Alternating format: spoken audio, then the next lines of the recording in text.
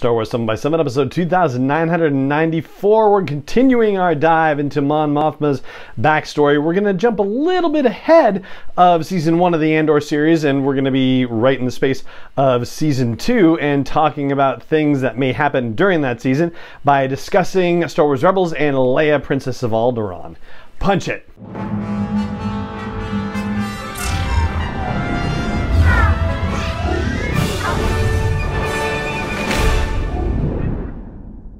Hey Rebel Rouser, I'm Alan Voivod, and this is Star Wars 7 by 7, your daily dose of Star Wars joy. And thank you so much for joining me for it. So, before we begin, just a quick note, we are less than 1 week away from our 3,000th episode, and thank you again so much for continuing to like and retweet the tweets with the questions for Mark Hamill for a proposed interview. And I don't know if it's going to happen or not, but every single like and retweet makes it more possible that it could happen. So thank you again so much for doing that, and I hope you will consider continuing to do it. Hey, you can retweet things as many times as you like, and Lord knows I have too, so keep your fingers crossed. I would love to bring that interview to you, and I'm so grateful for you in helping me make that possible. Alright, so let's talk about Mon Mothma, and I'll start with Leia, Princess of Alderaan. That's the novel by Claudia Gray, which focuses on Princess Leia's 16th year, where she has this thing that happens on Alderaan called the Day of Demand, or happened on Alderaan, right?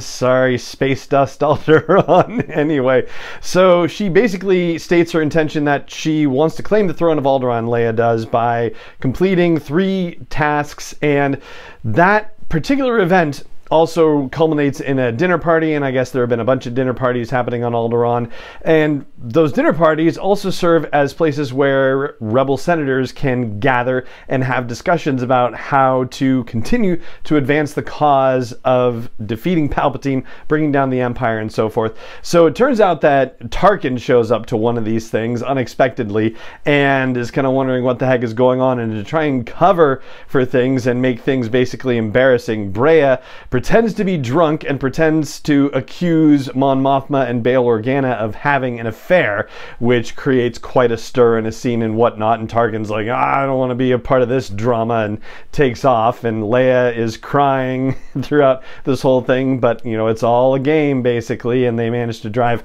Tarkin away. So yeah, that kind of stuff is happening, and so Mon Mothma was actually at Leia's Day of Demand at the age of 16, so that puts it at 3 BBY. And then later on at her actual ceremony, where she, you know, has officially completed the tasks that she set out to do from her Day of Demand and becomes the rightful heir to the throne of Alderaan. So that's something that will happen sometime, well, you know, I say sometime during the 2nd season of Andor and the 2nd block of 3 episodes, but not really the case, because even if you just assume a year in the galaxy far, far away is more or less the same as a year in our galaxy, it's still not necessarily going to overlap, because they're only going to cover a couple of days in a given year in each of those 3 episode blocks in season 2. And then we pick up Mon Mothma a year after that in Star Wars Rebels. So season 3 and season 4 feature appearances by Mon Mothma in here, and they take place in 2 BBY and 1 BBY.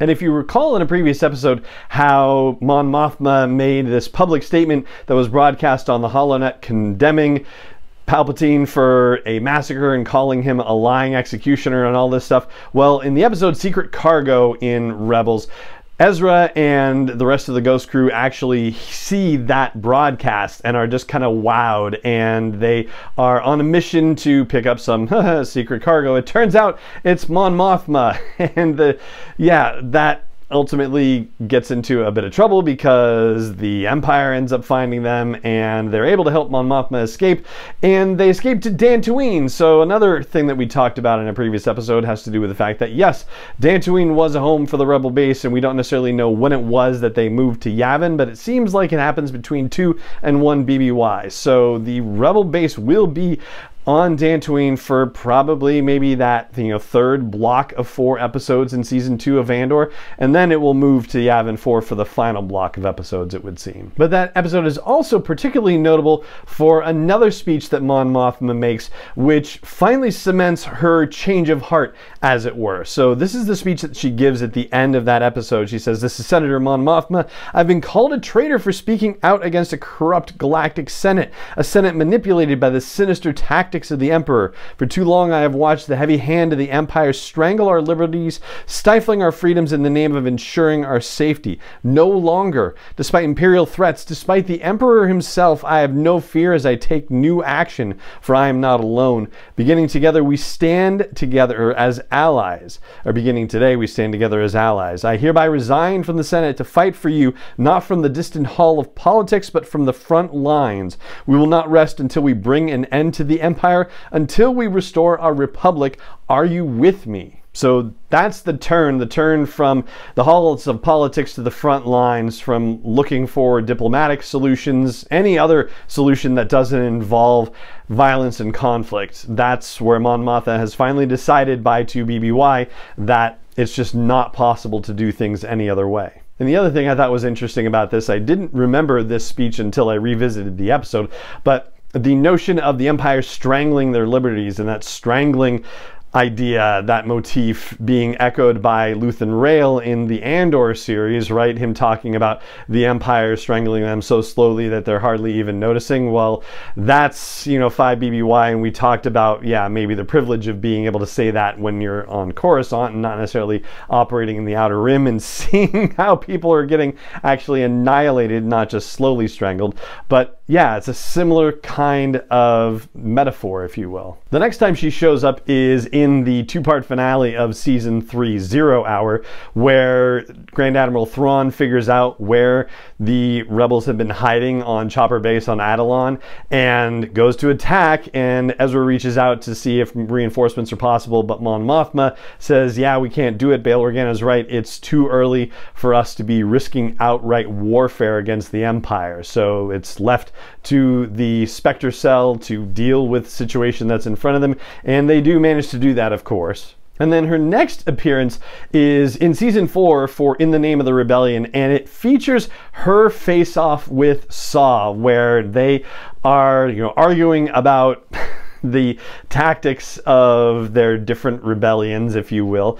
And Mon Mothma says she's not going to be lectured on military strategy by Saw, considering that he kills innocent civilians and kills surrendering Imperials and breaks every rule of engagement. And Saw Gerrera responds by saying, yeah, well, when the Empire ends up stomping over everybody and ruling the galaxy, you can at least rest easy knowing that you played by the rules. And by this time, they are at the base on Yavin. And the other episodes in which she appears are really just, moments where she's involved in the broader planning and discussion of missions that Hera and the Ghost Crew are going to go on, but yeah, nothing necessarily of consequence the way some of these other episodes are that I've talked about already on this episode of the show. But if you're interested, it's The Occupation, which is episode 5, and that from season 4, and then Kindred, which is episode 7, and I think possibly one of my favorite episodes of the whole Rebels series. And then what's the last one? Crawler Commanders, which is episode 8. And those episodes revolve around the construction of the TIE Defender, and it's being manufactured on Lothal. Ultimately, they decide, the Rebels do, that they only solution for dealing with the TIE Defender is to destroy the Empire's capability of manufacturing them, because they are far superior in starfighting to anything the Rebels can field. And so, yeah, much of the season then concentrates on dealing with that particular problem. And the Crawler Commanders episode, episode 8 of season 4, is the last episode in which Mon Mothma appears in Star Wars Rebels. And so that actually is going to end our discussion about Mon Mothma and her activities during the formation of the Rebel Alliance and during the time period that we would see in the back half of the second season of Andor. And that is going to do it for this episode of the podcast. It just remains for me to say thank you so much for joining me for it, as always, and may the Force be with you wherever in the world you may be. 7x7 is not endorsed or sponsored yet by Lucasfilm Limited, Disney, or 20th Century Fox, and is intended for entertainment and information purposes only. Star Wars, the Star Wars logo, all names and pictures of Star Wars characters, vehicles, and any other Star Wars related items are registered trademarks and/or copyrights of Lucasfilm Limited, or their respective trademark and copyright holders. May the Force be with them. All original content is copyright 2021 by Star Wars 7x7. We hope you love it.